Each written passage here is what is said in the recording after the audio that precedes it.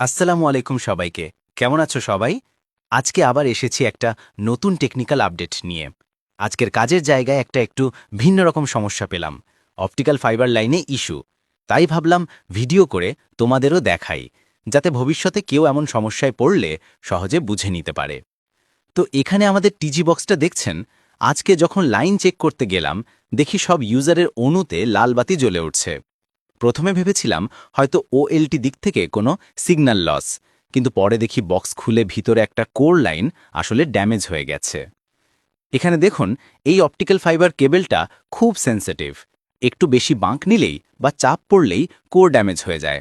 আর core damage মানেই signal একদম কেটে যায়, যার কারণে সব লাইট লাল হয়ে যায়। এই সমস্যার সমাধান করতে হলে আগে বুঝতে হবে কোন লাইনটা ব্রেক হয়েছে। আমরা সাধারণত লস টেস্টার বা ভিজুয়াল ফাইন্ডার দিয়ে চেক করি। লাল লাইট যেখানে থেমে যায়, বুঝে নিতে হয় এখানেই ব্রেক পয়েন্ট। তারপর ওই অংশটা কেটে নতুন জয়েন্ট দিতে হয়, মানে নতুন স্প্লাইসিং।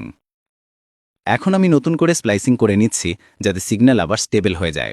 মনে রাখবেন, কাজের সময় অবশ্যই পরিষ্কার হাতে কাজ করবেন, আর ফাইবারের ডাস্ট বা তেল যেন না লাগে, তাহলেই ভালো রেজাল্ট পাওয়া যাবে।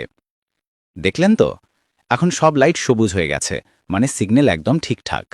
তো বন্ধুরা, এইভাবে যদি কোর ড্যামেজ হয়, ভয় না পেয়ে ধৈর্য ধরে কাজ করলে সহজেই ঠিক করা যায়।